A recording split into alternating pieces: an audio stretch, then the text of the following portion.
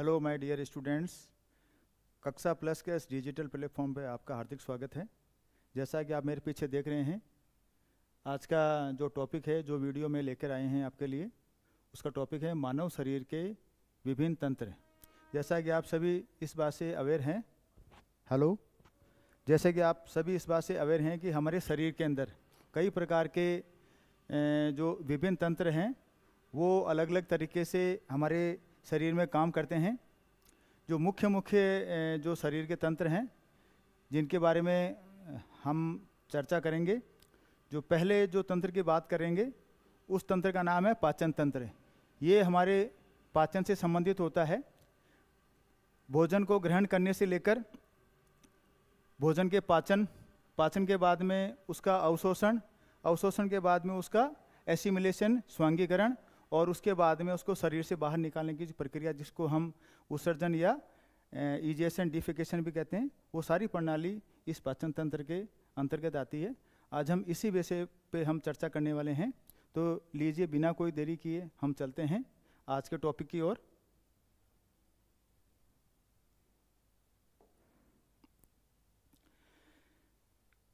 भोजन को पचाने के लिए, उसको काटने के लिए, भोजन का पाचन से पहले भोजन को छोटे छोटे टुकड़ों में तोड़ना पड़ता है। भोजन को छोटे छोटे टुकड़ों में तोड़ने के लिए जो हमारे शरीर में अंगों की व्यवस्था है, उसके अंदर एक दांत है जिसको भोजन को तोड़ने में ये काम आते हैं।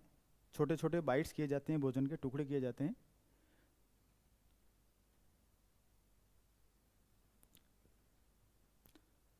मनुष्य में द्विबारदंती का मतलब होता है कि मनुष्य में 2 बार दांत आते हैं, जिसको इंग्लिश में हम डाइफोडोंट भी कहते हैं।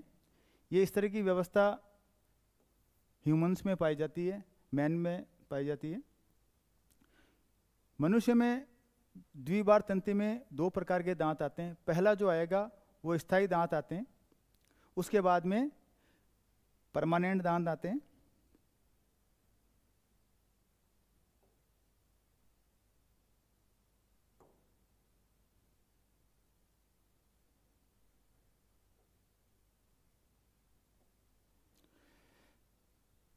अस्थायी दांतों की संख्या 20 होती है, जो शुरुआत के अंदर 6 महीने के अंदर आ जाते हैं बच्चे के।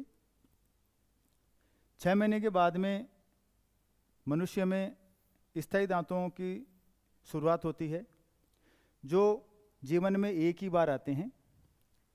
तो पहले अस्थायी दांत आएंगे, उसके बाद में स्थायी दांत आएंगे। तो टोटल जो दांत हमारे मुख में होते हैं वो 32 होते हैं। 2 बार में आते हैं। पहले अस्थायी दांतों की संख्या होती है 20 और स्थायी दांतों की संख्या होती है 12।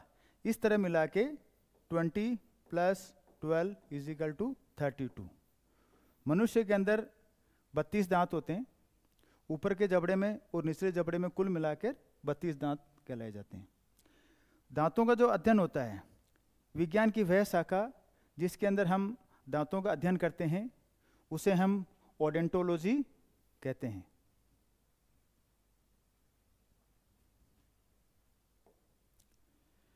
दांतों का मुख्य पदार्थ।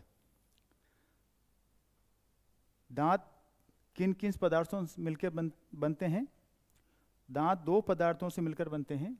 दांतों का जो ऊपरी आवरण होता है, जिसको हम, एक सफ़ेद परत होती है जिसे हम इनेमल कहते हैं। दूसरा, इनेमल के नीचे डेंटिन होता है। सपोज कीजिए ये एक दांत की संरचना है, ये इसकी रूट्स होती है जो जबड़े के अंदर फिक्स होती है। यहाँ जबड़ा होता है। ये जो एरिया होता है, इसके अंदर ब्लड सेल्स होती है जो दांत को ब्लड सप्लाई करती है। ये जो ऊपर की परत है, यहाँ जो परत होती है इसके ऊपर, इसको हम इनेमल कहते हैं। ये सबसे कठोर परत है। हमारे शरीर का जो हार्डेस्ट पार्ट है उसे हम इनेमल कहते हैं। आपको पता है दांत व्यक्ति के बचपन से लेकर उसके बुढ़ापे तक चलते हैं। हमारे शरीर का हर एक पार्ट होता है, उसकी एक उम्र होती है। दांत के ऊपर की जो परत होती है, इसको अगर सही तरीके से रखा जाए तो ये सालों साल रहते हैं। इसीलिए हम इसको कठोर इसलिए कहते हैं क्योंकि सबसे ज़्यादा कार्य भोजन को काटने का और कोई भी जो भोजन से संबंधित जो हम आहार लेते हैं उन सब को शुरुआती समय के अंदर उसको छोटे छोटे टुकड़ों में काटने का कार्य दांत करते हैं। तो ये इसकी परत घिसती नहीं है। ये जो इसके ऊपर की जो परत होती है ये बहुत मजबूत परत होती है, ये घिसती नहीं है। वरना हम देखते हैं कि छोटे से काम में अगर हम पत्थर को भी बार बार घिसते हैं तो उसके ऊपर भी रगड़ के निशान हो जाते हैं, लेकिन ऐसा इसके ऊपर इसलिए नहीं होता क्योंकि ये बहुत ही कठोर होता है, बहुत ही हार्डेस्ट पार्ट है। Enamel is the hardest part of our body. लेकिन इसको नुकसान भी होता है। जब दांत को नुकसान होता है तो इनेमल की परत को भी नुकसान होने लगता है। इनेमल की परत को नुकसान कैसे होगा? जैसे हमने भोजन किया, भोजन करने के बाद में हमने दांतों को प्रॉपर तरीके से उसकी वॉश नहीं किया, साफ सफाई नहीं की, तो दांतों में कीड़े लगने की संभावना बढ़ जाती है। इसलिए हमें दांतों की सुरक्षा के लिए विशेष ध्यान रखना चाहिए और उसको सही तरीके से हमें ब्रश करना चाहिए ताकि दांतों में किसी भी प्रकार के कीड़े पैदा नहीं हो और हमारे किसी भी प्रकार की कैविटीज़ ना हो। कैविटीज़ होने की दशा में ही हमारा इनेमल को नुकसान होता है और इनेमल के इस भाग के अंदर, ये जो भाग है, इस वाले भाग के अंदर कीड़े लगने की संभावना बढ़ती है और ये कीड़ा धीरे धीरे धीरे धीरे नीचे पहुंच जाता है और ये दांत के जो डेंटिन वाला भाग होता है, जिसको ये डेंटिन भाग होता है, इसको भी खरोंचने लगता है और फिर परमानेंटली यहाँ पर होल क्रिएट हो जाता है। फिर डॉक्टर के पास जाते हैं और वो इसमें कोई फिलिंग करते हैं। फिलिंग भी स्थायी समाधान नहीं है। स्थायी समाधान तो यही है कि हमें अपने दांतों की प्रॉपर साफ सफाई और टाइम टू टाइम उसकी ब्रशिंग होना बहुत ज़रूरी है।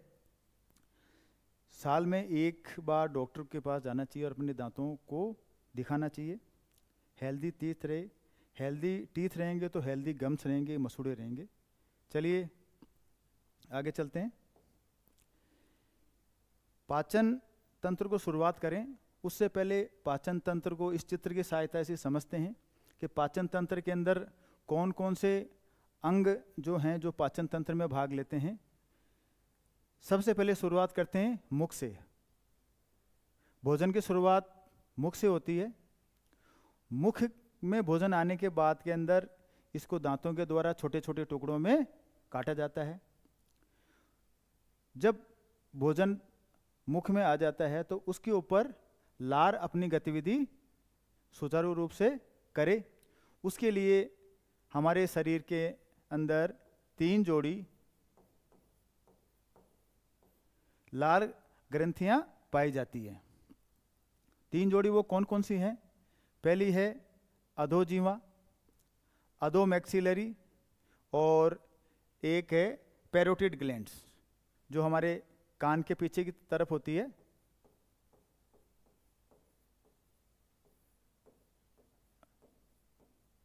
पैरोटिड ग्रंथि, इसके बारे में हम आगे चर्चा करेंगे। जैसे जैसे हम चलेंगे आगे वैसे वैसे हर एक इस पे चर्चा की जाएगी। अब यहाँ से भोजन आता है हमारा आहार नाल। पूरी इस कंप्लीट जो पाचन तंत्र का जो भोजन का पाचन से संबंधित जो बातें हैं उसके बारे में डिटेल में जानकारी की जाएगी और इसको हम आहार नाल बोलते हैं। कंप्लीट मुख से लेकर यहाँ गुदा द्वार तक का जो भी चीज़ है उसको कंप्लीट को हम एलिमेंट्री कैनाल या आहार नाल कहते हैं। अब ये जितने भी जो पार्ट्स आपको दिख रहे हैं ये सब आहार नाल के अंग हैं। भोजन मुख में आने के बाद में इस पे लार ग्रंथियाँ अपना श्रावण छोड़ती है तो कुछ पाचन हमारे मुख में होता है। मुख से भोजन ईसोफेगस से होता हुआ आमाशय में आता है। यहाँ कुछ देर भोजन रहता है। उसके बाद में यहाँ से छोटी आंत में छोटी आंत के बाद के अंदर यहाँ से फिर ये बड़ी आंत में आता है, और बड़ी आंत में आने के बाद के अंदर जो अवशिष्ट पदार्थ होते हैं वो शरीर के मल द्वार के द्वारा शरीर से बाहर निकाल दिए जाते हैं। ये तो होगी इसकी संक्षिप्त में इसकी जानकारी। इसकी डिटेल जानकारी के लिए हम आगे चलते हैं। ये हमारे मुख गुहा है, जिसको हम बक्कल कैविटी कहते हैं।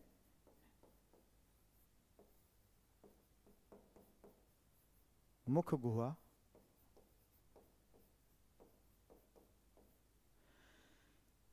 ये मुख है, ये जीभ है, टंग है।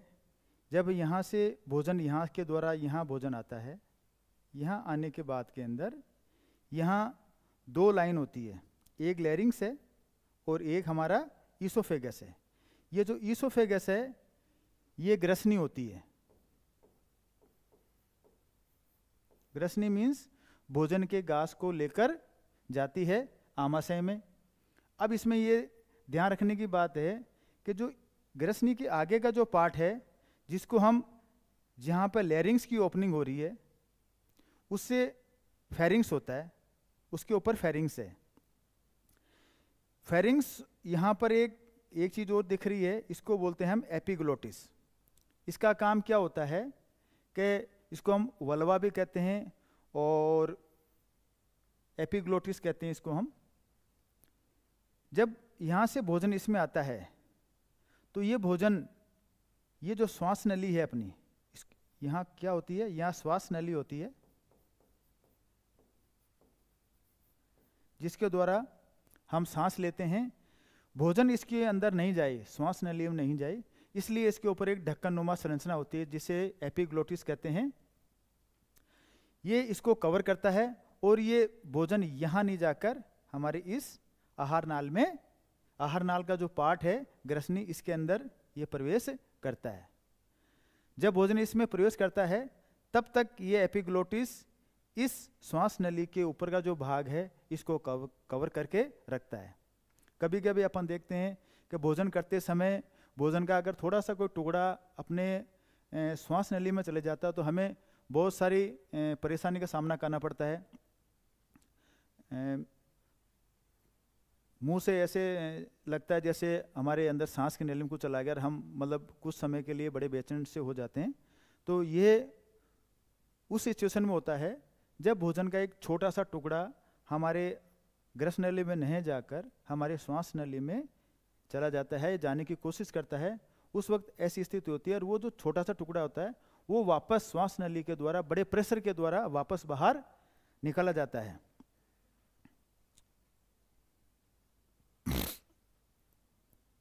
नेक्स्ट चलते हैं, मानव मुख, माउथ। भोजन के पाचन की स्टार्ट, जो हम भोजन करते हैं उसकी डाइजेशन स्टार्ट हमारे मुख से शुरुआत हो जाती है। मुख में सलाइवा ग्लैंड्स होती है जो सलाइवा को रिलीज करती है। सलाइवा रिलीज करने के लिए जिसको हम 3 हमारे सलाइवरी ग्लैंड्स होती है जो अभी हम बताएंगे।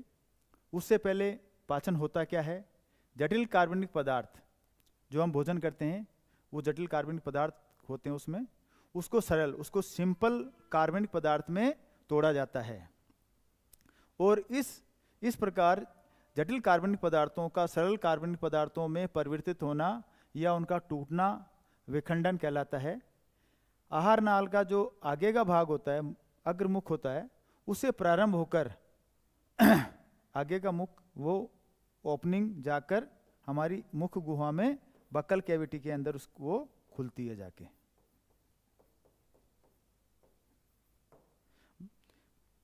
जिसकी बात हमने पिछली स्लाइड में करी थी, ये मुख है और ये जो पूरा एरिया है इसको हम बक्कल कैविटी कहते हैं। यहाँ पर सबसे पहले सर्वप्रथम भोजन का पाचन जो स्टार्ट होता है, जिसके ऊपर लार ग्रंथियाँ अपना श्रवण लाके छोड़ती है, वो पाचन की स्टार्ट हमारी बक्कल कैविटी से होती है। अगर क्वेश्चन आता है कि भोजन के पाचन की शुरुआत सबसे पहले कहाँ होती है, तो उसका जो स्थान है वो है हमारी मुख गुहा। मुख गुहा में किसका पाचन होता है, मुख गुहा में स्टार्च का पाचन होता है, मीठी चीजों का। चलिए, लार ग्रंथियां, सलाइवरी ग्लैंड्स।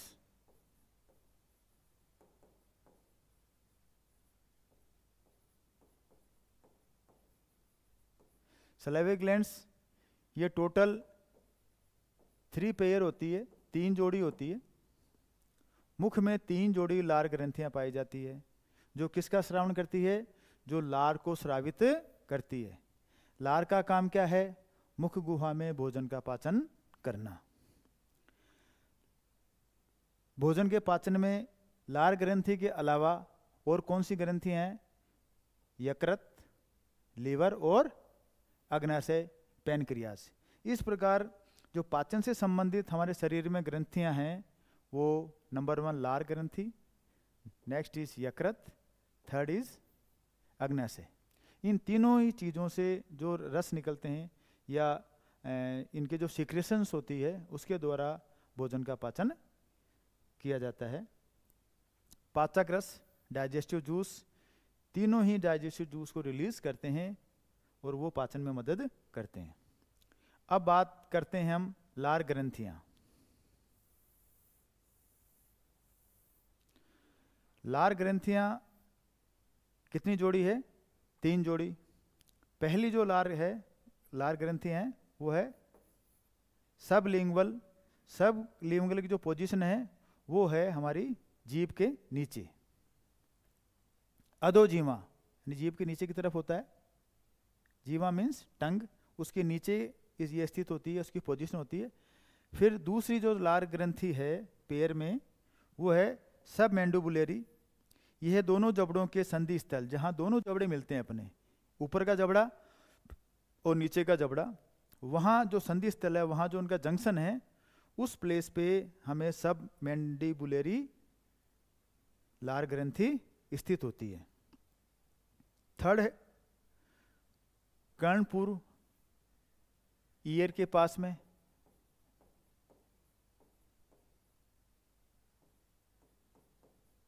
कान के पास में जो लार ग्रंथि होती है उसे हम कर्णपूर्व या पैरोटिड ग्लैंड्स कहते हैं। उसकी जो पोजीशन होती है वो हमारे कान के यहाँ नीचे की तरफ दोनों साइड के अंदर एक एक ग्रंथि होती है। इस तरह से 2 ग्रंथियां कर्णपूर्व की पाई जाती है।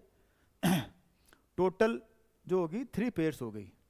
अब कान के नीचे इसकी स्थिति होती है, यह सबसे बड़ी लार ग्रंथि होती है। अगर क्वेश्चन आता है कि सबसे बड़ी लार ग्रंथि कौन सी है, तो आंसर होगा पैरोटिड ग्लैंड।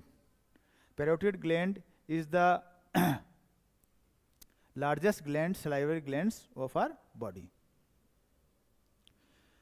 एक क्वेश्चन आता है, कई बार कंपटीशन एग्जाम में क्वेश्चन पूछा जाता है, एसएससी में पूछा गया है, कई बार आता है, अपने स्टेट लेवल के एग्जाम में भी आता है। सांप, जिसको सभी जानते हैं, सांप के अंदर जो पैरोटिड ग्लैंड, जैसे हमारे में पैरोटिड ग्लैंड है तो सांप में भी होगी, वो भी जीव जंतु है। सांप में जो पैरोटिड ग्लैंड होती है वो किस में कन्वर्ट हुई रहती है, उसका फॉर्मेशन किस रूप में होता है, वो हो जाती है उसमें विष ग्रंथि में।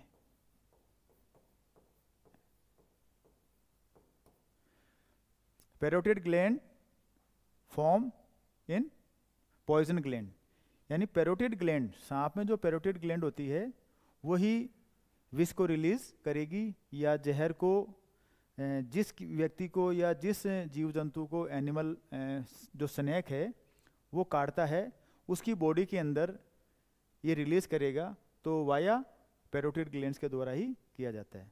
सांप के आगे के जो 2 दांत होते हैं उसको हम फैंग्स बोलते हैं।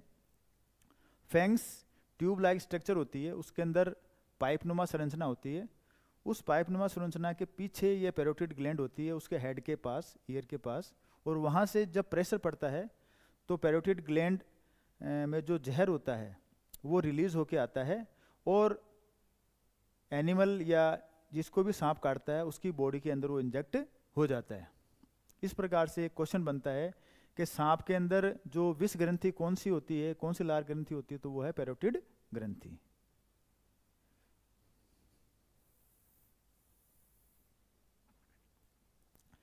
इस ग्रंथि की नलिका स्टेंसन नलिका कहलाती है। ये भी क्वेश्चन बन जाता है कि कौन सी लार ग्रंथि की जो ट्यूब है, जो नलिका है, वो स्टेंसन नलिका कहलाती है? तो आंसर होगा पैरोटिड ग्लैंड्स। जब पैरोटिड ग्लैंड में या कर्णपूर ग्रंथि में सूजन आ जाती है, किसी वजह से, इन्फेक्शन की वजह से इन्फ्लेमेशन हो जाता है, तो हमारे कान के नीचे की जो पोजीशन है, ये जो गाल होते हैं, यहाँ दोनों साइड के अंदर सूजन आ जाती है। उस स्थिति में जो रोग होता है उसको हम मम्स कहते हैं। मम्स है, ये एक वायरल डिजीज है, ये वायरल रोग होता है जिसको गलसुआ भी कहा जाता है।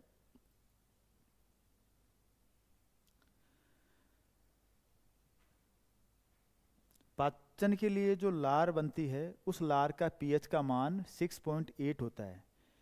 यह बाय नेचर अम्लीय होता है। अम्ल की जो रेंज होती है, जो भी पदार्थ अम्लीय होते हैं उसकी रेंज 0 से लेकर 7 तक होती है। यानी जो 6.8 है ये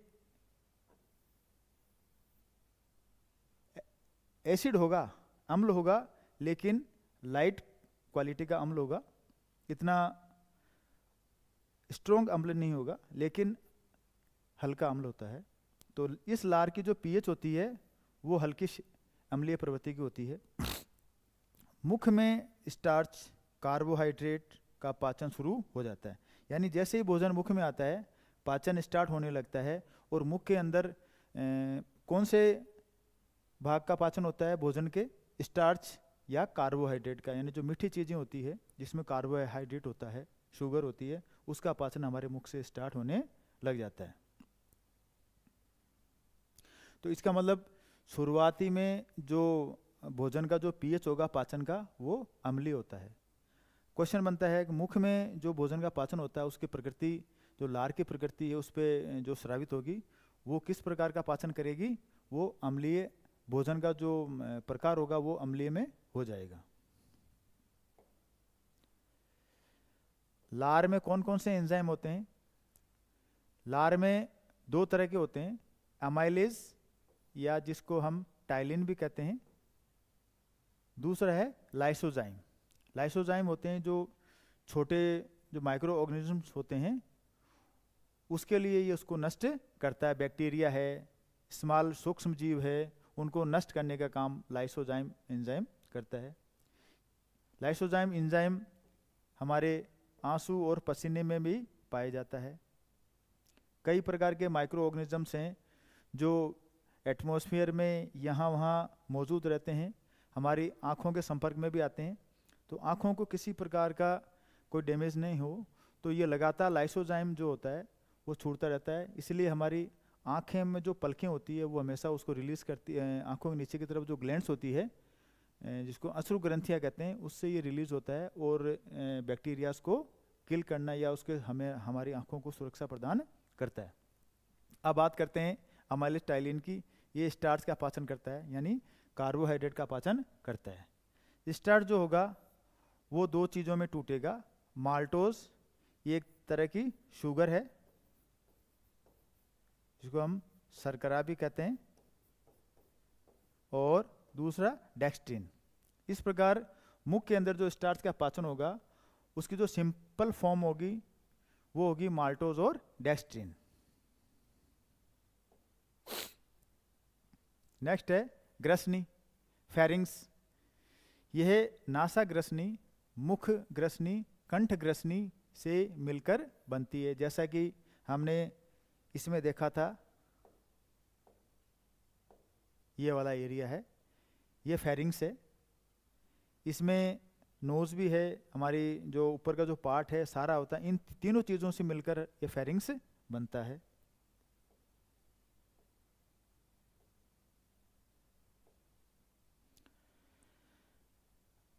ग्रसनी और ग्रसिका के मध्य एपिग्लोटिस, जो ढक्कन रूपी संरचना होती है, जिसको घाटी ढक्कन भी कहते हैं, उसकी हम पहले बात कर चुके हैं, जो यह निश्चित करता है कि भोजन आहार नाल में ही जाए। जैसे हम भोजन के टुकड़े करते हैं, भोजन बोलस के रूप में बनकर हमारे पेट में जाने को तैयार होता है, उस वक्त ये ढक्कन उस श्वास नली के ऊपर लग जाता है और भोजन यहाँ नहीं जाके भोजन यहाँ के अंदर प्रवेश करता है, जो ग्रसिका होती है।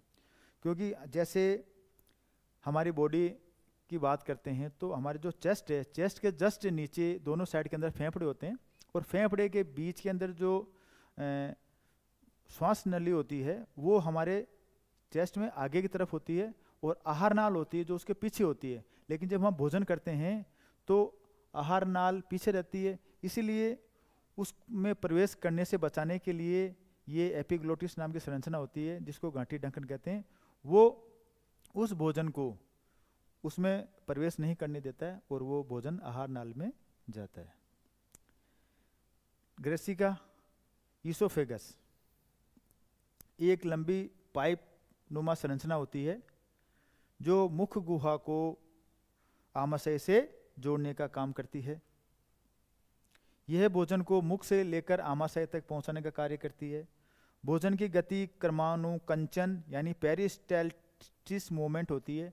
पेरिस्टाल्सिस मूवमेंट से भोजन जो बॉल के रूप में जो बना हुआ है वो क्रमिक रूप से लयबद्ध तरीके से हमारे आमाशय में पहुंचता है।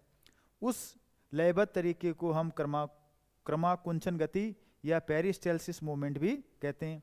क्वेश्चन पूछा आ जाता है, कई बार एग्जाम में पूछते हैं कि मुख गुहा से आमाशय में भोजन आने के दौरान किस प्रकार की गति होती है, तो आंसर होगा पेरिस्टाल्सिस मूवमेंट होता है ईसोफेगस में या ग्रसिका में। दांतों के प्रकार, जैसे कि बताया गया है कि मनुष्य के अंदर दो तरीके से दांत आते हैं, अस्थायी दांत और स्थायी दांत, इसलिए इसको हम डाइफोडोंट, ह्यूमन है डाइफोडोंट होता है, यानी उसके जीवन में दो प्रकार के दांत आते हैं, इसे हम द्विजीवी कहते हैं। दांत भी कैटेगरी है, दांतों की कैटेगरी होगी 4 प्रकार की। दांत 4 प्रकार के होते हैं। कर्तंक जिनको हम इंसाइजर कहते हैं, दूसरे रदनक कैनाइंस कहते हैं, अग्र चवर्णक प्रीमोलर कहे जाते हैं, और चवर्णक मोलर होते हैं। अब इंसाइजर कौन से होते हैं, कैनाइंस कौन से होते हैं, प्रीमोलर कौन से होते हैं, मोलर कौन से होते हैं, इसके बारे में चर्चा करते हैं। जबड़ा, एक ऊपरी जबड़ा होता है, एक नीची जबड़ा होता है। ऊपर के जबड़े में 16 दांत होते हैं, नीचे के जबड़े में भी 16 दांत होते हैं। आगे के जो 4 दांत होते हैं, सबसे आगे के हमारे मुंह में जो सबसे आगे के जो 4 दांत होते हैं उनको हम इंसाइजर कहते हैं। तो 4 दांत ऊपर होंगे, 4 दांत नीचे होंगे, उसको कृतंक कहते हैं। इनका काम होता है भोजन को काटना। जैसे जो काटने वाली चीज़ होती है, काटने के जो काम में लेते हैं तो उसको हम इंसाइजर लेते हैं। जैसे किसी भी चीज़ को काटना हो, रोटी को काटना हो, तो हम कौन से दांत से काटेंगे? इंसाइजर के द्वारा काटेंगे, क्योंकि सबसे पहले यही आगे आते हैं, इन्हीं के द्वारा काटे जाते हैं। उसके बाद में प्रत्येक जबड़े के अंदर 2-2 कैनाइंस होते हैं, यानी इसको रदनक। अब रदनक दांतों का काम क्या है? रदनक दांतों का काम है भोज्य पदार्थ को चीरना, यानी जो भी खाद्य पदार्थ मिल रहा है उसको चीरने का काम या फाड़ने का काम जो होता है वो रदनक करने, चीरने और फाड़ने का।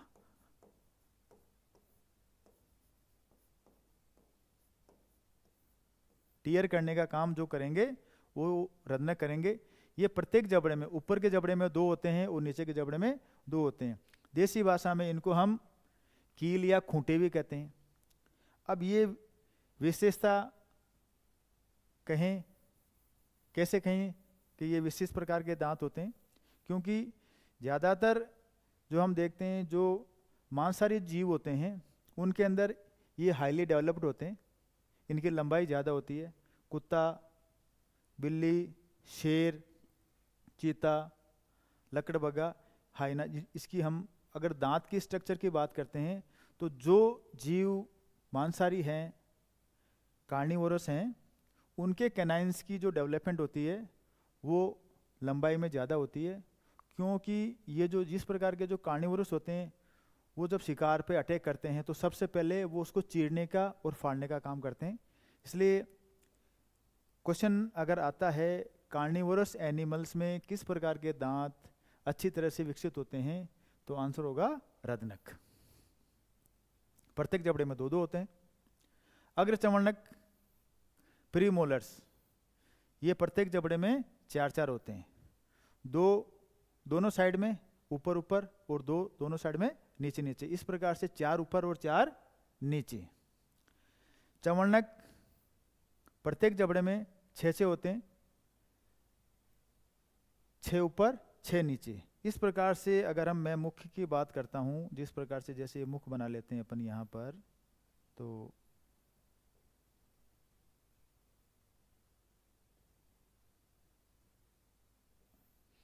ये हो गए आपके इंसाइजर। इसके पीछे जो ये खूंटे टाइप की संरचना होती है, ये कैनाइंस हो गए। इसके पीछे जो 3-4 होते हैं, 2 होते हैं, वो हो गए आपके प्रीमोलर्स। और उसके बाद में जो 3 होते हैं वो हो गए आपके मोलर्स। 3 इधर, 3 इधर, 3 इधर, 3 इधर। इस प्रकार से ये जो दांत होते हैं, दांतों का जो विन्यास होता है, द अरेंजमेंट ऑफ टीथ होता है, 32 टीथ होते हैं, 16 ऊपर होते हैं और 16 नीचे होते हैं। इसका एक दंत फॉर्मूला होता है, उसको देख लेते हैं। डेंटल फॉर्मूला जिसको हम कहते हैं वो होता है 2 1 2 3, ऊपर भी यही और नीचे भी 2 1 2 3। 2 इंसाइजर, 1 कैनाइन, 2 प्रीमोलर और 3 उसके मोलर। एक हाफ में होते हैं, ऊपर 2 हाफ होता है और नीचे भी 2 हाफ होता है। इस प्रकार से ये 4 हो गए ऊपर, 4 हो गए नीचे, ये 2 ऊपर 2 नीचे, ये 4 ऊपर 4 नीचे, ये 6 ऊपर 6 नीचे। इस प्रकार से ये दंत फॉर्मूला होता है। कई बार ये एग्जाम में पूछ लिया जाता है कि मानव का जो दंत फॉर्मूला होता है, डेंटल फॉर्मूला होता है, वो लिखिए। तो इस तरह से अगर ऑप्शन में आता है तो ये सही होता है।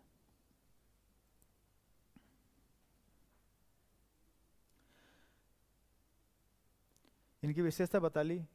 अब ये ये चवर्णक और अग्रचवर्णक, इनका काम होता है भोजन को बिल्कुल बारीक करना, उनको चबाना। कहते हैं कि भोजन का जो टुकड़ा हम लेते हैं उसको कम से कम 32 बार चबाना चाहिए, ताकि जो काम दांत को करना चाहिए वो आंत को नहीं करना पड़े, आंतों को वर्क ज़्यादा नहीं करना पड़े, क्योंकि आंतों का काम तो सिर्फ उसको भोजन का एसिमिलेशन और उसका बिल्कुल कंप्लीट डाइजेशन का होता है।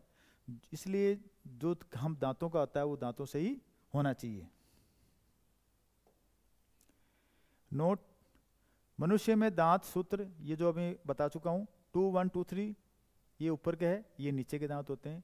ऊपर भी 16 हो गए और नीचे भी 16 हो जाते हैं। मुख में भोजन की अवस्था बोलस कहलाती है। जब मुख गुहा में हम भोजन को छोटे छोटे टुकड़ों में तोड़ते हैं और वो लार ग्रंथियों के साथ जो उसका श्रावण होता है, लार ग्रंथियों का जो सिक्रेशन होता है, उसके साथ वो क्रिया करके एक बोलसनुमी, एक बोलनुमा संरचना बनाते हैं, जिसको हम देसी भाषा में ग्रास बोलते हैं, या उसका एक कोर बोलते हैं। जो भोजन फिर बोलस जो होता है वो हमारे आमाशय में आता है ग्रसिका के द्वारा। आमाशय में जो भोजन की अवस्था होती है, आमाशय के अंदर भोजन पे बहुत सारे एंजाइम्स और जो एचसीएल वगैरह वो कार्य करते हैं, और उसकी जो नेक्स्ट अवस्था होती है उसको हम कायम कहते हैं। कायम के बाद में आमाशय में भोजन कुछ समय रहने के बाद के अंदर छोटी आंत में जाता है। उस स्थिति में भोजन को हम कायल भी कहते हैं। इस प्रकार से जो भोजन का जो पाचन होता है, भोजन की अवस्था होती है, उसमें सबसे पहले बोलस, उसके बाद में कायम, और फिर उसकी फॉर्म हो जाती है कायल। इस प्रकार से भोजन 3 फॉर्म में हो जाता है, बोलस, कायम और कायल। आमाशय, स्टोमक,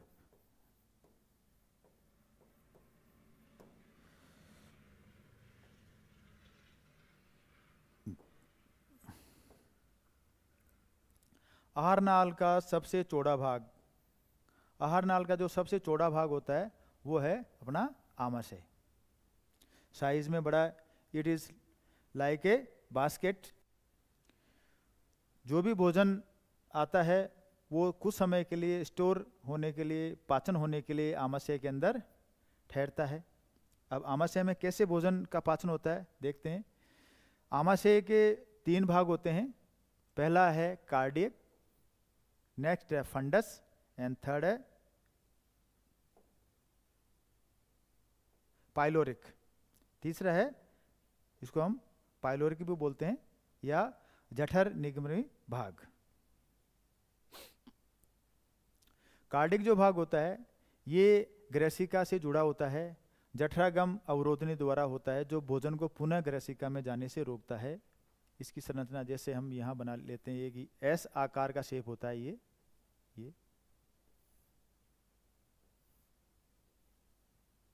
इस प्रकार की संरचना। यहाँ एक वाल होता है, एक यहाँ वाल होता है।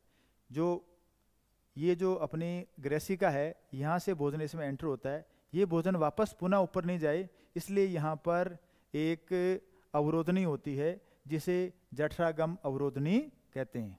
ये भोजन को ऊपर जाने से रोकती है। इसी प्रकार जब भोजन यहाँ से पाचन होने के बाद के अंदर छोटी आंत में प्रवेश करता है, छोटी आंत का जो प्रथम भाग है जिसको हम बोलते हैं डियोडनम या ग्रहणी, तो वो यहाँ से वापस इसमें पुनः नहीं आए, इसलिए यहाँ पर जो होती है जठर निर्गमी अवरोधनी। इस प्रकार से 2 अवरोधनियाँ होती है आमाशय के दोनों ही भाग पर। ऊपर भाग पर जठरागम अवरोधनी और आमाशय के जो निचले भाग होता है, जो छोटे आंत से जुड़ा होता है, वहाँ पर जठर निर्गमी अवरोधनी।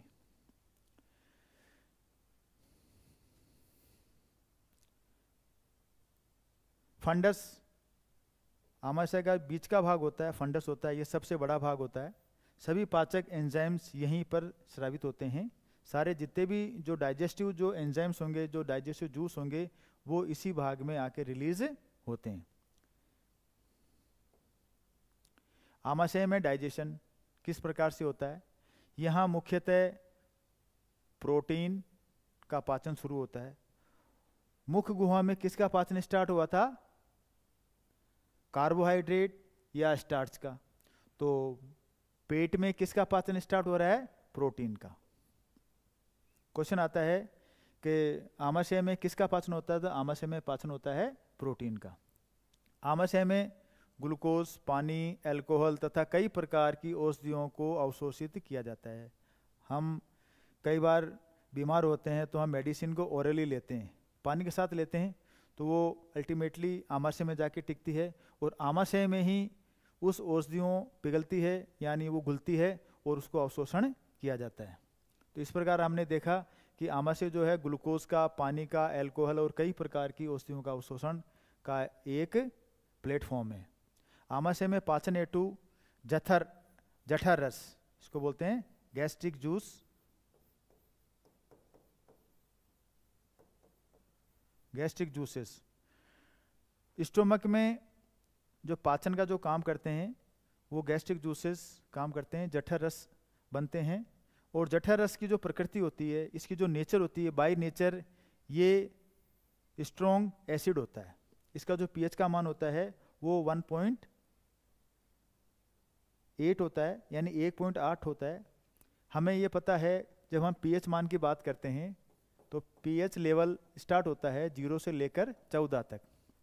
7 होता है जो न्यूट्रल होता है। पीएच का मान अगर 7 है तो उसकी प्रकृति उदासीन होगा, और 0 से लेकर 7 तक अम्लीय, और 7.1 से लेकर या 7 से लेकर 14 तक ये है क्षारीय।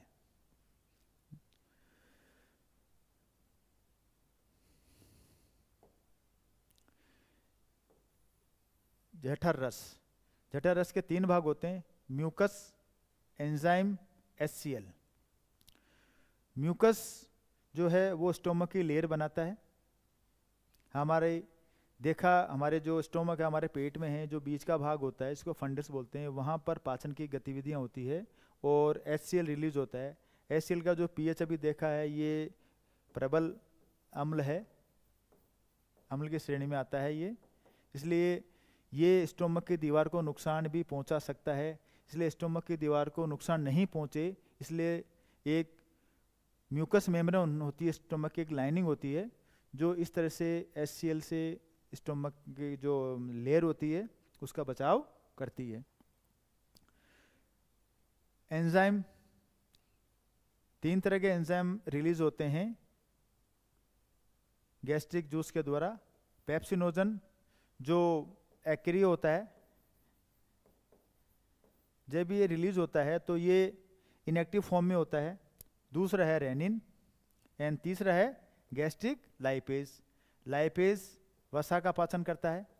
इस प्रकार से हम देखते हैं कि आमाशय के अंदर अधिकांश जो पाचन होगा वो प्रोटीन का होता है, कुछ बहुत कम मात्रा के अंदर वसा का पाचन भी होता है। अब बात करते हैं रेनिन की। रेनिन और पेप्सिनोजन ये 2 एंजाइम्स हैं। पेप्सिनोजन इनएक्टिव फॉर्म में होता है।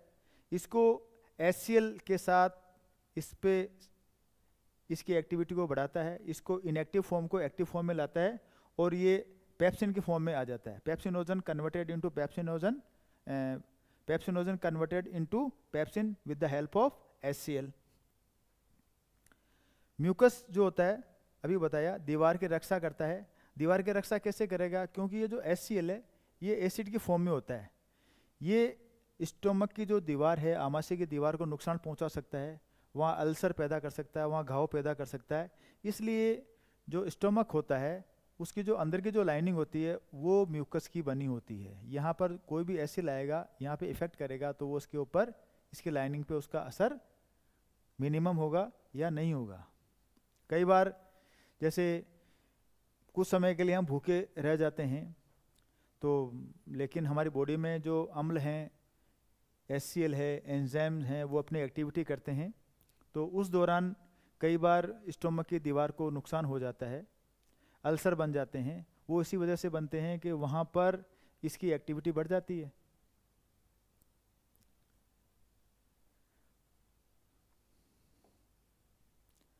एंजाइम्स जिसके बारे में बात करें, पेप्सिनोजन, ये पेप्सिनोजन जो एंजाइम है इसको HCl पेप्सिन में कन्वर्ट करता है। पेप्सिन प्रोटीन को प्रोटियोज, पेप्टोन्स और पॉलीपेप्टाइड में बदल देता है। किसकी सहायता से? ये प्रोटीन है, किस पे इम्पैक्ट करेगा, किसका पाचन करेगा? ये प्रोटीन का पाचन करेगा। भोजन, हमारे जो भोजन हम ग्रहण करते हैं उसके अंदर जो प्रोटीन अवयव है उसका पाचन करता है पेप्सिन। पेप्सिन और HCl इस पेप्सिनोजन को प्रोटियोज, पेप्टोन्स और पॉलीपेप्टाइड्स में कन्वर्ट करेगा। उसका जो pH लेवल है वो 2 से 3 कर देगा पेप्सिन का। अब क्वेश्चन आता है कि आमाशय में जो इनएक्टिव पेप्सिन होता है उसको एक्टिव पेप्सिन में कन्वर्ट कौन करता है? उसका आंसर है HCl। HCl जो है वो इस पेप्सिनोजन को पेप्सिन में कन्वर्ट करता है और इसको, प्रोटीन को प्रोटियोज, पेप्टोन्स और पॉलीपेप्टाइड में तोड़ता है। रेनिन दूसरा एंजाइम है। ये छोटे बच्चे होते हैं उनकी बॉडी में ज़्यादा एक्टिव रहता है। यहाँ मैं छोटे बच्चों की बात इसलिए कर रहा हूँ क्योंकि जैसे जैसे हमारी उम्र बढ़ती है तो दूध के जो पाचन की जो कैपेसिटी होती है वो डे बाय डे डिक्रीज होती है। छोटे बच्चे दूध का अच्छे से पाचन कर लेते हैं क्योंकि उनकी बॉडी के अंदर रेनिन नाम का एंजाइम बहुत अच्छे से उपलब्ध रहता है। इसलिए रेनिन जो होता है वो किसका पाचन करेगा? वो पाचन करेगा दूध का। छोटे बच्चे जो स्मॉल किड हैं, चाइल्ड हैं, बच्चे हैं, बेबी हैं, वो दूध पे ज़्यादा डिपेंड रहते हैं, दूध ही ज़्यादा पीते हैं, तो उनका जो पाचन करेगा वो रेनिन नाम का एंजाइम होता है जो दूध का पाचन करता है। केसिन नामक जो प्रोटीन होता है उसमें कन्वर्ट कर देता है। नेक्स्ट है गैस्ट्रिक लाइपेज जो वसा का पाचन करता है, यानी फैट्स का। फैट्स का डाइजेशन कौन करेगा? Gastric lipase. गैस्ट्रिक इसलिए क्योंकि ये अभी हम आमाशय की बात कर रहे हैं। हाइड्रोक्लोरिक अम्ल HCl भोजन को अम्लीय बनाता है। आमाशय में आते ही भोजन की प्रकृति चेंज हो गई। मुख गुहा में कैसा था? क्षारीय था क्योंकि वहाँ पर लार ग्रंथियाँ एक्टिवेट थी। अब आमाशय में आने के बाद में HCl अपनी एक्टिविटी शो कर रहा है तो यहाँ पर जो भोजन की प्रकृति कैसी हो गई? अम्लीय हो गई। इस पे क्वेश्चन बनता है। निष्क्रिय इनएक्टिव जो पेप्सिनोजन है उसको एक्टिव पेप्सिन में कन्वर्ट करेगा HCl। पेट में अम्लता, एसिडिटी, कई बार हम देखते हैं कि खट्टे डकार आते हैं, पेट में एसिडिटी हो जाती है, उबकाइयाँ आती है। उसका रीज़न जब HCl की मात्रा पेट में बढ़ जाती है तो एसिडिटी बढ़ जाती है। अब इस एसिडिटी को दूर करने के लिए क्या करें?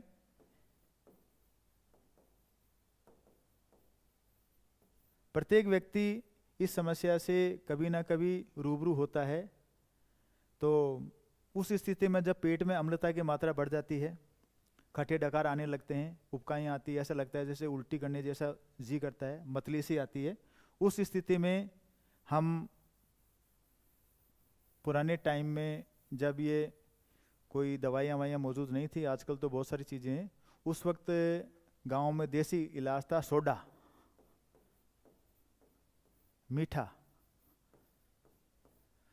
जिसको हम पापड़ खार बोलते हैं, वो लेते थे पानी के साथ में। और क्योंकि वो जो सोडा है वो उसकी प्रकृति क्या है? उसकी प्रकृति होती है क्षारीय, बेसिक होता है, जो इस अम्ल को या जो एसिड है इसको न्यूट्रलाइज करके स्थिति को नियंत्रित में कर लेता है। आजकल जो हम लेते हैं, आजकल एसिडिटी होती है तो हम तुरंत इनो लेने की कोशिश करते हैं। इनो का जो फॉर्मूला है MgOH होल ट्वाइस, इसे मिल्क ऑफ मैग्नीशिया भी कहते हैं। तो अम्लता को दूर करने का तरीका क्या है? इनो ले लो। इनो का अगर कोई आपसे रासायनिक नाम पूछे तो मिल्क ऑफ मैग्नीशिया, ये अनेकों बार पूछा जा चुका है। RS लेवल के एग्ज़ाम के अंदर भी ये क्वेश्चन पूछे जाते हैं कि पेट की अम्लता को दूर करना हो तो क्या करेंगे? तो उसके लिए मिल्क ऑफ मैग्नीशिया सबसे बेहतर ऑप्शन रहेगा। या नहीं है हमारे पास में तो मीठा सोडा ले लो, वो तो घर के अंदर सभी के घरों के अंदर किचन का एक सप्लीमेंट है। चलिए स्मॉल इंटेस्टाइन की बात करते हैं, जिसको छोटी आंत कहते हैं, क्षुद्रांत भी कहते हैं। इसकी औसत लंबाई लगभग 6.5 मीटर से लेकर 7 मीटर के आसपास होती है। भोजन का सर्वाधिक, यहाँ इस बात का जरूर ध्यान रखें, भोजन का सर्वाधिक पाचन हमारे शरीर के किस पार्ट में होता है? तो आंसर होगा छोटी आंत। छोटी आंत के अंदर भोजन का सर्वाधिक पाचन और अवशोषण होता है। सॉरी, इसके भी 3 भाग होते हैं, ग्रहणी, डियोडनम, जेजुनम एंड इलियम। ये 3 पार्ट होते हैं स्मॉल इंटेस्टाइन के। इन तीनों के ही पाचन में अलग अलग रोल होता है। कंप्लीट पाचन की बात करते हैं तो भोजन का जो कंप्लीट पाचन होगा वो होता है हमारी ग्रहणी में।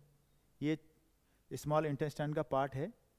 यहाँ पित्ताशय व अग्नाशय, यानी ये जो ग्रहणी है, डियोडनम है, यहाँ पर एक डक्ट खुलती है, एक नलिका खुलती है, जिसके अंदर 2 चीज़ें जुड़ी हुई होती है, एक पित्ताशय गाल ब्लैडर और एक अग्नाशय यानी पैनक्रियास। इन दोनों से आने वाला जो रिलीज है, इन दोनों का जो सिक्रेशन है, वो एक ट्यूब के द्वारा, एक नलिका के द्वारा इस अपने डियोडनम में खुलता है। यानी कहने का मतलब ये है कि गाल ब्लैडर का जो रिलीज है, जिसको हम बाइल बोलते हैं, बाइल जूस और ये पैनक्रियाटिक जूस दोनों के दोनों डियोडनम में आकर खुलते हैं, और इसीलिए इन दोनों के आने से यहाँ पर भोजन का कंप्लीट पाचन होता है। दूसरा जो पार्ट है आंत का वो है जेजुनम। यहाँ भोजन का सर्वाधिक अवशोषण होता है। एब्जॉर्प्शन ऑफ फूड सबसे ज़्यादा इस जेजुनम के पार्ट में होता है। भोजन का अवशोषण करने के लिए ऐसी बहुत छोटी छोटी संरचनाएं होती है, बाल नुमा संरचनाएं होती है, जिसको हम माइक्रोविले कहते हैं, सूक्ष्म अंकुर कहते हैं, रसांकुर भी कहते हैं। इनके द्वारा भोजन का अवशोषण होता है। भोजन के अवशोषण की इकाई, the absorption unit of food is microvilli.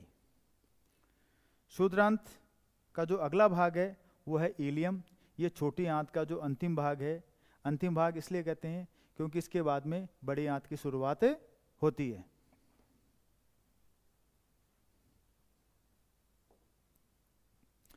ग्रहणी में पाचन, डियोडनम में जो भोजन का जो पाचन होता है वो किस प्रकार से होता है?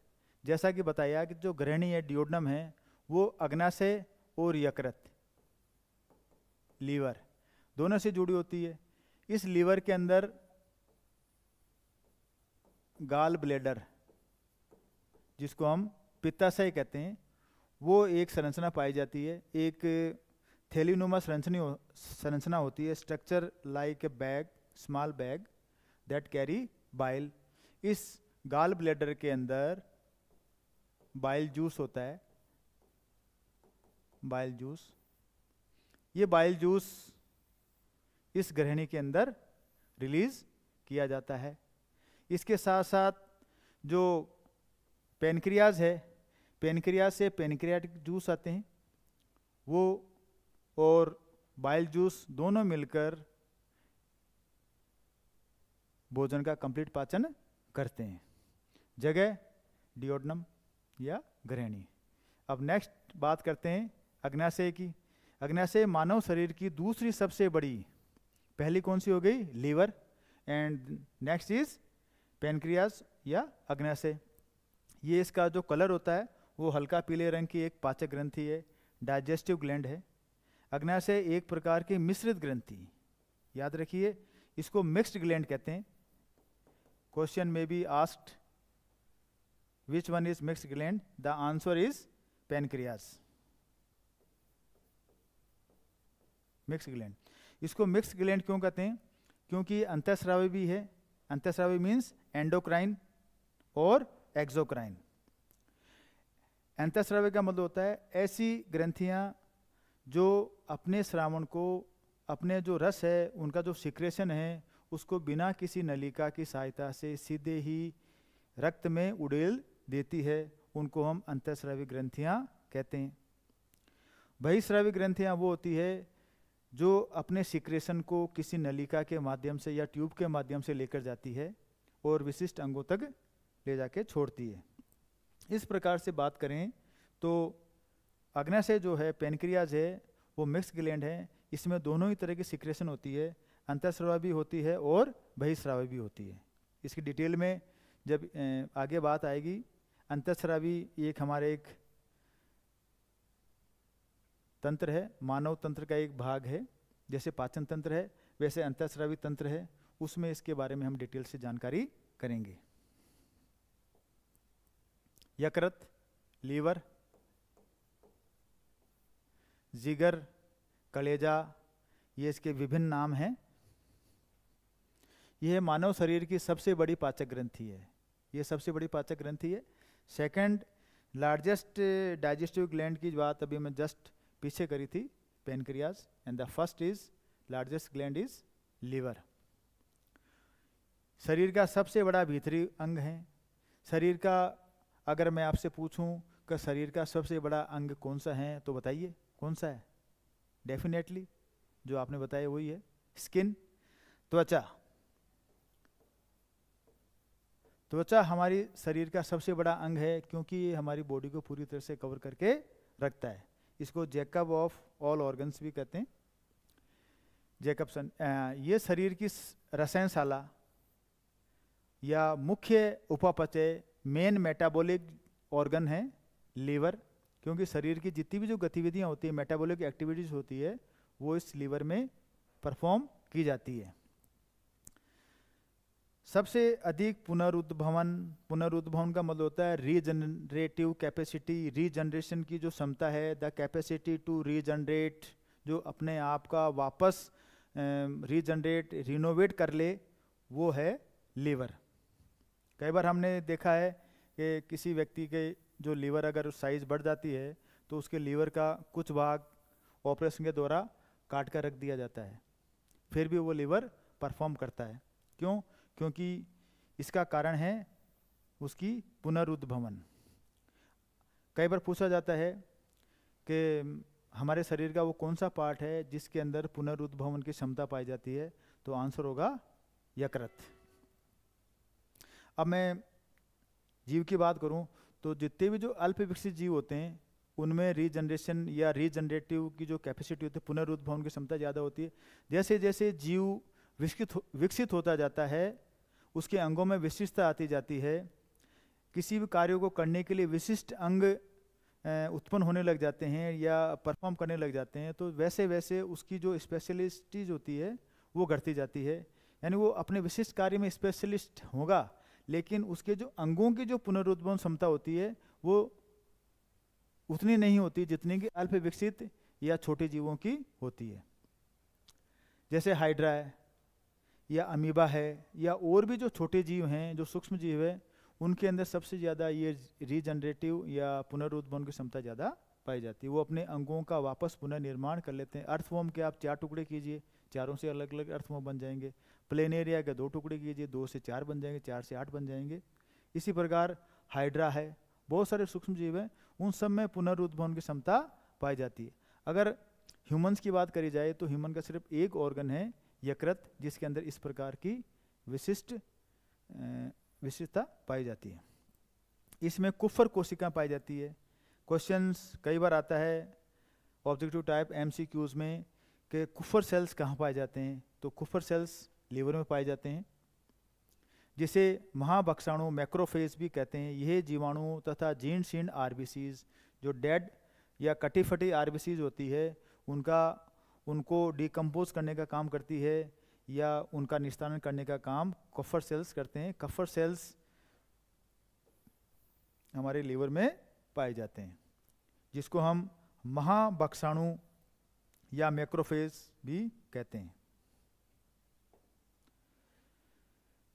यकृत का जो दूसरा कार्य है वो है पित्तरस का निर्माण, बाइल। बाइल जूस बनता है गाल ब्लेडर में, और गाल ब्लेडर एक थैलीनुमा संरचना होती है जो एक लीवर में स्थित होती है। ग्लूकोज को ग्लाइकोजन में कन्वर्ट करना, स्टोर करना, संग्रहित का मीन्स होता है स्टोरेज। और लीवर के कौन कौन से कार्य हैं? पहला लीवर का काम है बाइल का निर्माण करना। नेक्स्ट है ग्लूकोज को ग्लाइकोजन में कन्वर्ट करना या उसको स्टोरेज करना। यानी जब हमारे शरीर में ग्लूकोज की मात्रा ज़्यादा बढ़ जाती है तो उसको स्टोरेज करने के लिए कौन सी फॉर्म में होगा वो स्टोरेज?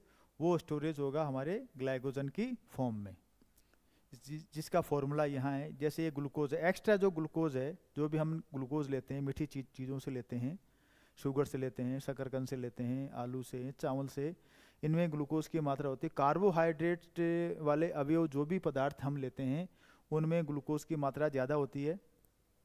जब ये ज़्यादा मात्रा हमारे शरीर में हो जाती है तो उसको किस फॉर्म में रखा जाता है? उसको ग्लाइकोजन की फॉर्म में स्टोर करके रखा जाता है। उस प्रोसेस को हम ग्लाइकोजिनेसिस भी कहते हैं। और इसी को हम जब बहुत ज़्यादा मात्रा में ग्लाइकोजन हो जाता है और बॉडी को ग्लूकोज की आवश्यकता होती है, तो यही ग्लाइकोजन वापस पुनः ग्लूकोज में कन्वर्ट हो जाता है। इस प्रोसेस को बोलते हैं ग्लाइकोजिनोलाइसिस। इस प्रकार से ये दोनों ही प्रक्रिया होती है, ग्लूकोज से ग्लाइकोजन एंड ग्लाइकोजन से वापस पुनः ग्लूकोज। दोनों ही प्रोसेस के नाम है ग्लाइकोजिनेसिस और ग्लाइकोजिनोलाइसिस। लाइसिस का मीन्स ये 2 शब्दों से मिलकर बना है, ग्लाइकोजिन लाइसिस। लाइसिस का मतलब होता है टूटना, यानी ग्लाइकोजन को वापस ग्लूकोज में तोड़ना। ये कब टूटेगा? जब शरीर को ग्लूकोज की आवश्यकता होगी। जब कोई प्राणी भूखा रहता है तो उसके शरीर को नीड होती है ऊर्जा की। ऊर्जा, इंस्टेंट ऊर्जा का जो स्रोत है वो है ग्लूकोज। हमारे शरीर में जो ऊर्जा का स्रोत है ग्लूकोज। बॉडी में जब ग्लाइकोजन स्टोर है तो इसका यूज़ वापस ग्लूकोज में करने के लिए एक प्रोसेस होती है जिसको ग्लाइकोजिनोलाइसिस कहते हैं। अधिक ग्लूकोज की मात्रा को ग्लाइकोजन में बदलकर संग्रह कर लेती है ग्लाइकोजिनेसिस। नेक्स्ट है ग्लाइकोजिनोलाइसिस की बात हो ही गई। जब रक्त में, जब हमारी बॉडी के अंदर शुगर की मात्रा कम होने लगती है तो यकृत की कोशिकाएं संग्रहित ग्लाइकोजन को पुनः ग्लूकोज में बदलकर कन्वर्ट करके इस कमी को पूरा कर देती है। इस संपूर्ण प्रक्रिया को हम ग्लाइकोजिनोलाइसिस कहते हैं। ग्लाइकोनियोजेनेसिस एक नया टर्म है, इसमें ग्लाइकोजेनेसिस हो गया अपना। यकृत कोशिकाएं वसीय ग्लाइकोनियो, ये देखिए बीच में नियो, नियो का मतलब है नए तरीके से जब हम ग्लूकोज का निर्माण करते हैं तो उस प्रोसेस को हम ग्लूकोनियोजेनेसिस कहते हैं। अब वो नया तरीका कौन सा होगा? जब हम ग्लूकोज का निर्माण किससे करेंगे? वसीय अम्ल, अमीनो अम्ल आदि से हम ग्लूकोज का निर्माण करेंगे और उसका संश्लेषण फॉर्मेशन करते हैं, तो उस स्थिति में हम ग्लूकोनियोजेनेसिस प्रोसेस कहा जाता है। यानी यकृत कोशिकाएं यानी लीवर सेल्स हैं, जब fatty acid, fatty acids, amino acids,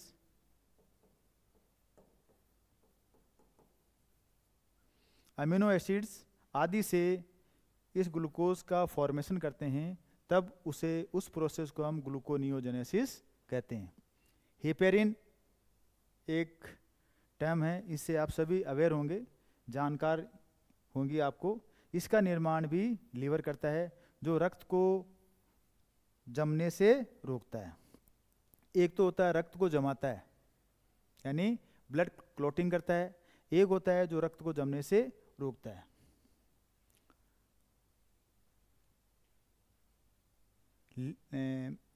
अक्सर हम देखते हैं बारिश के दिनों में या कहीं हम खेत में जाते हैं तो हमें एक जोंक दिखाई देती है, सभी जानते हैं जोंक, लीवर फ्लूक बोलते हैं इसको, हम जोंक बोलते हैं। उसकी बॉडी के अंदर जब वो रस चूसती है, रस मीन्स किसी एनिमल्स का या किसी बॉडी से अगर वो ब्लड को सक करती है, ब्लड चूसती है, तो वो उसके साथ में चूसने के साथ साथ में वो अपनी बॉडी से हिपेरिन को रिलीज करती है। हिपेरिन का काम क्या है? रक्त के क्लॉट को बनने से रोकेगी और वो लगातार उसकी बॉडी से ब्लड को सक करती रहेगी। इसीलिए ये जो हिपेरिन का जो निर्माण है ये लीवर करता है और वो उसके लिए हेल्पफुल है और ये हमारे लिए हेल्पफुल है, यानी ये रक्त को जमने से रोकता है।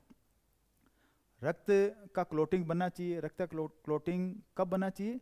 जब हमारी बॉडी से रक्त बाहर रिलीज हो रहा हो, जैसे कोई घाव से हो, कोई चोट हो, कोई एक्सीडेंट हो, उस स्थिति में हमारी बॉडी से जो रक्त रिलीज होता है वो लगातार रिलीज ना हो, इसलिए ब्लड की क्लॉटिंग होना बहुत ज़रूरी है।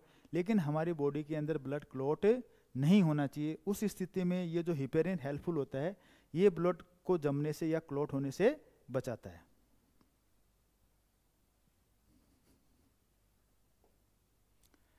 यह विटामिन ए का संश्लेषण करता है, उसका स्टोरेज करता है।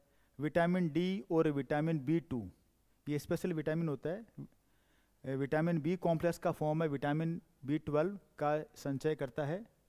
यकृत भ्रूण अवस्था यानी जो एम्ब्रियो जो फॉर्मेशन होती है, उस स्थिति में ब्लड का फॉर्मेशन भी लीवर करता है। यानी जब बच्चा वॉम्ब में होता है यानी भ्रूण अवस्था होती है, एम्ब्रियो स्टेज के अंदर उस भ्रूण की जो एम्ब्रियो स्टेज होती है उसके अंदर उसके जो ब्लड फॉर्मेशन का जो काम करेगा वो लीवर करता है। ये बहुत इंपॉर्टेंट है कि भ्रूण अवस्था के अंदर जो भ्रूण में रक्त को उपलब्ध कौन करवाता है, तो आंसर होगा लीवर। पित्तरस की बात हम कर चुके हैं, जिसको हम बाइल जूस कहते हैं। इसका पीएच का मान लगभग 7.8 होता है। 7.8 मीन्स ये क्षारीय होगा। पीएच का मान क्षारीय है। इसमें कोई भी पाचक एंजाइम नहीं होता है। It has no digestive enzyme. किसकी बात हो रही है? बाइल जूस की, पित्तरस की। वसा का पायरिफिकेशन या पायसीकरण कर देता है। पायसीकरण मीन्स होता है इमल्सिफिकेशन ऑफ फैट, यानी जो फैट होता है उसको ये छोटे छोटे टुकड़ों में तोड़ देता है। जैसे हम देखते हैं कई बार दूध होता है, दूध को हम जब गर्म करते हैं उसके ऊपर मलाई आ जाती है। उस मलाई को अगर हम जोरदार स्टीयर करते हैं, उसको कोई चमचा घुमाते हैं या कोई उसमें कोई पलटा घुमाते हैं, तो हम देखते हैं उसकी छोटी छोटी जो ऑयल की जो ड्रॉपलेट्स होती है वो ऊपर तैरने लगती है। जिस प्रकार दूध का इमल्सिफिकेशन होता है, छोटी छोटी ड्रॉपलेट्स होती है, उसी प्रकार से जो बाइल जूस है वो वसा का जो फैट होता है उसको महत्वपूर्ण में, उसके जो पाचन में महत्वपूर्ण रोल अदा करता है और उस फैट को जो पाइसीकरण कर देता है, यानी उसको इमल्सिफाई कर देता है, उसके जो एरिया उसको फैलाव को बढ़ा देता है। बड़ी आंत, लार्ज इंटेस्टाइन,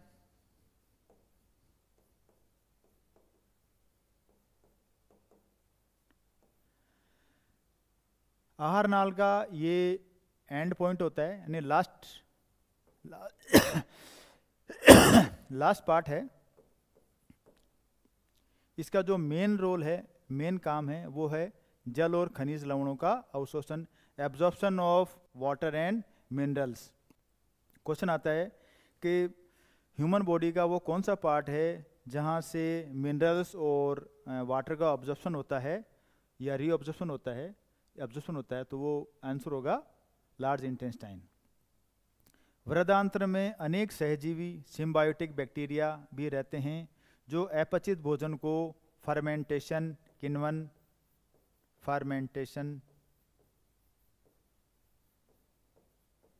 फर्मेंटेशन एक क्रिया होती है किसी भी चीज को किण्वित करके उसको सरलीकृत या और उसको सिंप्लीफाई कर उसका पाचन कर देती है। इस प्रकार से बड़ी आंत का जो मेन रोल होता है वो मोस्टली जल और खनिज लवणों का अवशोषण होता है, और इसमें कुछ सिम्बायोटिक बैक्टीरिया रहते हैं जो फर्मेंटेशन क्रिया के द्वारा जो अपचित भोजन होता है, जो अपचित भोजन होता है जिसको शरीर से बाहर निकालना होता है, उससे पहले उसका सिंप्लीफिकेशन किया जाना जरूरी होता है, उसको सिंप्लीफाई करके उसका पाचन करता है। बड़ी आंत के 3 भाग होते हैं। सबसे जो पहला भाग होता है उसको अंधनाल कहते हैं, सीकम कहते हैं। इसके नीचे भीतर की ओर एक कर्मी रूपी, यानी एक कीड़े की संरचना में एक संरचना होती है जिसको हम वर्मी फॉर्म अपेंडिक्स कहते हैं, परिसेसिका, अंधनाल। दूसरा है इसका कोलोन, वृद्धांत्र का जो मेन पार्ट होता है जहाँ से जल और खनिज का अवशोषण होता है, वो वृद्धांत्र या कोलोन होता है।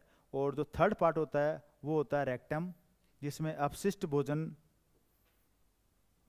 रहता है और उसको इजेशन के द्वारा या उत्सर्जन के द्वारा शरीर से बाहर, मल द्वार के द्वारा शरीर से बाहर निकाल दिया जाता है। इस प्रकार बड़ी आंत के 3 पार्ट, छोटी आंत के भी 3 पार्ट। बड़ी आंत का रोल क्या होता है? जल और खनिज लवणों का अवशोषण। ये एग्जाम में पूछा जाता है, पाचन तंत्र से संबंधित जो क्वेश्चन आता है प्रत्येक एग्जाम में, जो भी एग्जाम्स होते हैं उसमें जो क्वेश्चन बनता है बड़ी आंत का, जल और खनिज लवण का अवशोषण बड़ी आंत के कौन से भाग से होता है, तो आंसर होगा कोलोन। अब ये सीकम, कई बार हम देखते हैं, कई बार चर्चा होती है कि उसके पेट का ऑपरेशन हुआ और उसकी बॉडी से में अपेंडिसाइटिस था, अपेंडिक्स की बीमारी थी। तो अपेंडिक्स की बीमारी वो होती है जहाँ छोटी आंत बड़ी आंत से मिलती है, वहाँ पर एक वर्मीफॉर्म टाइप का एक स्ट्रक्चर होती है जो आंत का ही एक भाग होता है। उसके अंदर एक सूक्ष्म जीव रहता है। कई बार क्या होता है, जैसे भोजन का कोई टुकड़ा होता है, वो इन्फेक्शन के द्वारा या कोई भी मल का जो अपचित जो पार्ट होता है भोजन का, वो उस पार्ट में चला जाता है और उस वजह से उसमें इन्फ्लेमेशन हो जाती है, कोई समस्या पैदा हो जाती है और वो एक प्रॉपर ट्रीटमेंट लेना पड़ता है। उसका प्रॉपर ट्रीटमेंट में यही उसका उपचार है कि उस जो अपेंडिक्स है उसको शरीर से बाहर निकाल दिया जाता है। वो आंत का छोटा सा टुकड़ा होता है, उसको निकालने के बाद में उसको ज़िंदगी में कभी भी अपेंडिक्स की बीमारी नहीं होती है, क्योंकि वो उसकी जड़ होती है। तो जड़ को बाहर निकाल देंगे तो फिर अपेंडिक्स होने के कोई चांस नहीं होते। पोषण एक जटिल प्रक्रम है, it is a complex process. उसके जो स्टेप्स हैं वो 4 होते हैं 5 होते हैं। अंतर्ग्रहण यानी भोजन को लेना, भोजन को शरीर में लेना। किसके द्वारा लिया? मुख के द्वारा। ये इस पूरे पाचन तंत्र की समरी है। पाचन, भोजन जो शरीर में आया उसको एंजाइम, डाइजेस्टिव ग्लैंड्स के द्वारा और जो पाचक रस है उसके द्वारा उसका बॉडी के अंदर 2-3 जगह पे उसका पाचन होता है। पाचन के बाद में उसका अवशोषण होता है। अवशोषण करने के लिए छोटे आंत के अंदर माइक्रोविल्लाई होते हैं, सूक्ष्म अंकुर होते हैं जो उस भोजन का अवशोषण करते हैं। अवशोषण होने के बाद में उसका एसिमिलेशन होता है। एसिमिलेशन का मीन्स जो भोजन का अब्जॉर्प्शन हुआ है वो ब्लड के थ्रू हमारी बॉडी के प्रत्येक पार्ट्स को जाता है और उसके अंदर उसको एनर्जी प्रदान करता है और उसकी जो वृद्धि है, पोषण है, वो उसको प्राप्त होता है। उसके बाद में जो वेस्ट जो अपशिष्ट पदार्थ होता है जो आंत में रहता है उसको शरीर से बाहर निकाल दिया जाता है। उसको डिफेकेशन या इजेक्शन कहते हैं, यानी अपशिष्ट पदार्थ शरीर में नहीं रहना चाहिए, उसको उत्सर्जन विधि से या निष्कासन विधि के द्वारा उसको शरीर से बाहर निकाल दिया जाता है या फेंका दिया जाता है। इस प्रकार से ये जो पाचन तंत्र में हमारे 5 जो स्टेप्स हैं इसके, अंतर्ग्रहण, पाचन, अवशोषण, स्वांगीकरण, निष्कासन। अब इस संपूर्ण प्रक्रिया के अंदर पाचन के दौरान कौन कौन से एंजाइम्स काम में लेते हैं, उन एंजाइम्स में क्या क्या गतिविधि होती है, क्या क्या उसकी वर्किंग प्रणाली होती है, उसके बारे में देखते हैं। आंतरिक रस का मीन्स होता है इंटेस्टाइनल जूस। ये कहाँ इसका एक्टिविटी होती है? छोटी आंत में, स्मॉल इंटेस्टाइन में इसकी वर्किंग होती है। वहाँ पर विभिन्न प्रकार के जो एंजाइम्स होते हैं वो आते हैं और उनके काम होते हैं माल्टेज, ये माल्टोज को ग्लूकोज में कन्वर्ट करता है। नेक्स्ट है लैक्टेज, ये लैक्टोज को ग्लूकोज में कन्वर्ट करता है। सुक्रेज, ये सुक्रोज को ग्लूकोज में कन्वर्ट करता है। लाइपेज जो वसा का पाचन करता है, जो फैट को फैटी एसिड में कन्वर्ट करता है। और ग्लिसरॉल, यानी जो फैट होता है उसको लाइपेज नामक एंजाइम उस पर एक्टिविटी करके उस फैट को फैटी एसिड और ग्लिसरॉल में कन्वर्ट करता है। न्यूक्लियस, ये भी एक एंजाइम है जो न्यूक्लिक एसिड, जो हमारे कोशिका का एक पार्ट है, उसे न्यूक्लियोटाइड को न्यूक्लियोसाइड में कन्वर्ट करता है। यानी न्यूक्लियस जो एंजाइम है वो न्यूक्लिक एसिड और न्यूक्लियोटाइड को न्यूक्लियोसाइड और शुगर में कन्वर्ट करता है। इस प्रकार से ये मेन जो एंजाइम्स होते हैं ये हमारे पाचन गतिविधि है, जो भोजन के पाचन की गतिविधि को करते हैं। एंजाइम, नेक्स्ट एंजाइम है डाइपेप्टाइडेज। डाइपेप्टाइडेज जो है वो अमीनो अम्ल में उसके ऊपर वर्क करता है। और फॉस्फेटेज, ये भी एक एंजाइम है जो न्यूक्लियोटाइड को नाइट्रोजनी क्षार व राइबोज में कन्वर्ट करता है। इस प्रकार से आज के वीडियो में हमने ये देखा कि हमारे जो पाचन प्रणाली है, हमारी जो बॉडी के अंदर भोजन का पाचन होता है, उसमें कौन कौन से अंग भाग लेते हैं, कौन कौन से एंजाइम भाग लेते हैं, किस प्रकार के जो लार इंटेस्टाइनल जूस है, सलाइवरी ग्लैंड्स हैं, उनका पार्टिसिपेशन होता है। और भोजन हमारे शरीर में कौन कौन सी जगह पर आता है और अलग अलग पार्ट्स में भोजन के ऊपर कौन कौन से एंजाइम, कौन कौन सी हार्मोन्स उस पर रिलीज होते हैं। इस प्रकार से मैं आशा करता हूँ कि ये बहुत ही उपयोगी रहेगा और आपके कॉम्पिटिटिव एग्ज़ाम्स के अंदर आपके लिए हेल्पफुल भी रहेगा। इसी आशा के साथ आज के लिए बस इतना ही। धन्यवाद।